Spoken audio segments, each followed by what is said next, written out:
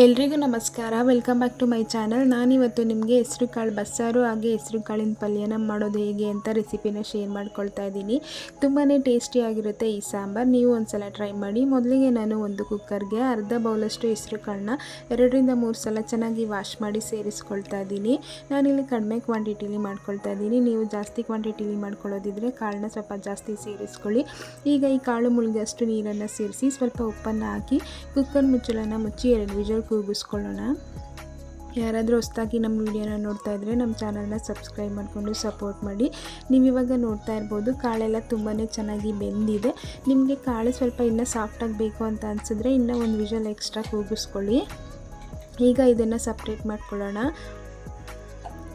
ಇದನ್ನೆಲ್ಲ ಡ್ರೈನ್ ಮಾಡಿ ಎತ್ತಿಟ್ಕೊಂಡಿದ್ದಾದಮೇಲೆ ಈ ನೀರನ್ನ ಬಿಸಾಕೋದಕ್ಕೆ ಹೋಗಬೇಡಿ. ಈ ನೀರನ್ನು ಸಾಂಬಾರು ಮಾಡೋದಕ್ಕೆ ಯೂಸ್ ಮಾಡ್ಕೊಳ್ಳೋಣ.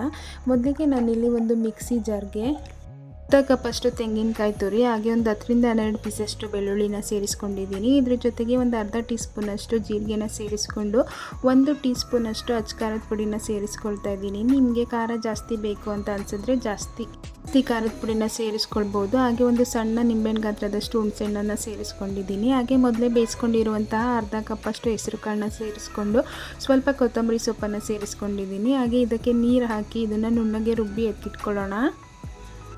ನೀವು ನೋಡ್ತಾ ಇರ್ಬೋದು ನಾನಿವಾಗ ಇದನ್ನು ನೀಟಾಗಿ ರುಬ್ಕೊಂಡಿದ್ದೀನಿ. ಈಗ ಒಲೆ ಮೇಲೆ ಒಂದು ಪಾತ್ರೆನ ಇಟ್ಕೊಂಡು ಪಾತ್ರೆ ಬಿಸಿ ಆದಮೇಲೆ 1 ಟೇಬಲ್ ಸ್ಪೂನಷ್ಟು ಅನ್ನ ಸೇರಿಸ್ಕೊಂಡಿದ್ದೀನಿ. ಆಯಿಲ್ ಬಿಸಿ ಆದಮೇಲೆ 1/4 ಟೀ ಸ್ಪೂನಷ್ಟು ಸಾಸಿವೆನ ಸೇರಿಸ್ಕೊಳ್ತಾ ಇದ್ದೀನಿ.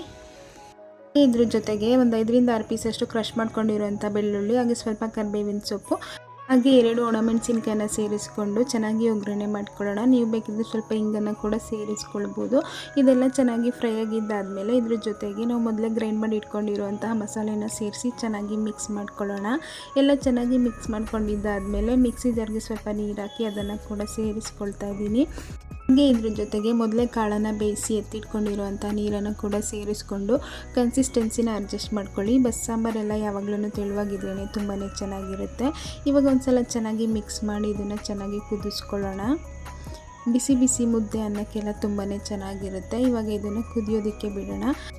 ಕುದಿಯೋ ಅಷ್ಟರಲ್ಲಿ ನಾವು ಕಾಳಿಗೆ ಒಗ್ಗರಣೆನ ಮಾಡ್ಕೊಳ್ಳೋಣ. ಒಲೆ ಮೇಲೆ ಒಂದು ಪಾತ್ರೆನ ಇಟ್ಕೊಂಡು 1 ಟೇಬಲ್ ಸ್ಪೂನಷ್ಟು ಆಯಿಲ್ನ ಸೇರಿಸ್ಕೊಂಡಿದ್ದೀನಿ. ಆಯಿಲ್ ಬಿಸಿ ಆದಮೇಲೆ 1 ಒಣಮೆಣಸಿನ್ಕಾಯಿ ಹಾಗೆ 1 ಸಣ್ಣ ಈರುಳ್ಳಿನ ಸಣ್ಣದಾಗಿ ಕಟ್ ಮಾಡಿ ಸೇರಿಸ್ಕೊಂಡು ಸ್ವಲ್ಪ ಕರಿಬೇವಿನ ಸೊಪ್ಪನ್ನು ಸೇರಿಸ್ಕೊಂಡಿದ್ದೀನಿ. ಇದೆಲ್ಲನೂ 1 ನಿಮಿಷ ಚೆನ್ನಾಗಿ ಫ್ರೈ ಮಾಡ್ಕೊಳ್ಳೋಣ. ತುಂಬ ಸಾಫ್ಟಾಗೋರ್ಗೆ ಫ್ರೈ ಮಾಡ್ಕೊಳ್ಳೋದಕ್ಕೆ ಹೋಗಬೇಡಿ. ಸ್ವಲ್ಪ ಕ್ರಂಚಿನೆಸ್ ಇರುವಾಗೇ ಫ್ರೈ ಮಾಡ್ಕೊಳ್ಳಿ. ಈಗ ಇದು ಫ್ರೈ ಆಗಿದೆ. ಇದಕ್ಕೆ ನಾವು ಮೊದಲೇ ಬೇಯಿಸ್ಕೊಂಡಿರುವಂಥ ಹೆಸರು ಕಾಳನ್ನ ಸೇರಿಸ್ಕೊಳ್ತಾ ಇದ್ದೀನಿ. ಹಾಗೆ ಇದ್ರ ಜೊತೆಗೆ 1-2 ಟೇಬಲ್ ಸ್ಪೂನಷ್ಟು ಫ್ರೆಶ್ ಆಗಿ ತುರ್ಕೊಂಡಿರೋ ತೆಂಗಿನಕಾಯಿ ತುರಿ ಹಾಗೆ ಸ್ವಲ್ಪ ಕರಿಬೇವಿನ ಸೊಪ್ಪನ್ನು ಸೇರಿಸ್ಕೊಂಡು ಚೆನ್ನಾಗಿ ಮಿಕ್ಸ್ ಮಾಡ್ಕೊಳ್ಳೋಣ. ನೀವು ಒಂದ್ಸಲ ಈ ರೆಸಿಪಿನ ಟ್ರೈ ಮಾಡಿ, ತುಂಬಾ ಚೆನ್ನಾಗಿರುತ್ತೆ. ನೀವು ಬೇಕಿದ್ರೆ ಈ ಕಾಳು ಜೊತೆಗೆ ಸೊಪ್ಪನ್ನು ಸೇರಿಸಿ ಕೂಡ ಈ ಸಾಂಬಾರನ್ನ ಮಾಡ್ಕೊಳ್ಬೋದು, ತುಂಬಾ ಚೆನ್ನಾಗಿರುತ್ತೆ. ಅಥವಾ ಈ ಕಾಳು ಜೊತೆಗೆ ಸ್ವಲ್ಪ ತೊಗರಿಬೇಳೆನ ಸೇರಿಸಿ ಕೂಡ ಈ ಸಾಂಬಾರನ್ನ ಮಾಡ್ಕೊಳ್ಬೋದು. ಈಗ ನೋಡ್ತಾ ಇರ್ಬೋದು ಪಲ್ಯ ರೆಡಿಯಾಗಿದೆ. ಈ ಕಡೆ ಸಾಂಬಾರು ಚೆನ್ನಾಗಿ ಕುದೀತಾ ಇದೆ. ರುಚಿಗೆ ತಕ್ಕಷ್ಟು ಉಪ್ಪನ್ನು ಸೇರಿಸಿ ಒಂದ್ಸಲ ಚೆನ್ನಾಗಿ ಮಿಕ್ಸ್ ಮಾಡ್ಕೊಳ್ಳೋಣ. ಚೆನ್ನಾಗಿ ಮಿಕ್ಸ್ ಮಾಡ್ಕೊಂಡಿದ್ದಾದಮೇಲೆ ಈ ಸಾಂಬಾರನ್ನ ಜಾಸ್ತಿ ಹೊತ್ತು ಕುದಿಸ್ಕೊಳ್ಳೋ ಅವಶ್ಯಕತೆ ಇಲ್ಲ. ಕಾಳೆಲ್ಲ ಬೇಯಿಸ್ಕೊಂಡು ರುಬ್ಕೊಂಡಿರೋದ್ರಿಂದ ಒಂದು 5-6 ನಿಮಿಷ ಕುದಿಸ್ಕೊಂಡ್ರೆ ಸಾಕಾಗುತ್ತೆ. ಇವಾಗ ಸಾಂಬಾರು ರೆಡಿಯಾಗಿದೆ. ಸ್ಟವ್ ಆಫ್ ಮಾಡ್ಕೊಳ್ಳೋಣ. ನೀವು ನೋಡ್ತಾ ಇರ್ಬೋದು ಸಾಂಬಾರು ತುಂಬಾ ಚೆನ್ನಾಗಿ ರೆಡಿಯಾಗಿದೆ. ನೀವು ಒಂದ್ಸಲ ಈ ರೆಸಿಪಿನ ಟ್ರೈ ಮಾಡಿ. ಈ ವಿಡಿಯೋ ಇಷ್ಟ ಆಗಿದ್ರೆ ಲೈಕ್ ಮಾಡಿ, ಶೇರ್ ಮಾಡಿ, ಕಮೆಂಟ್ ಮಾಡಿ. ನಮ್ಮ ಚಾನಲ್ನ ಸಬ್ಸ್ಕ್ರೈಬ್ ಮಾಡಿಕೊಂಡು ಸಪೋರ್ಟ್ ಮಾಡಿ. Thanks for watching.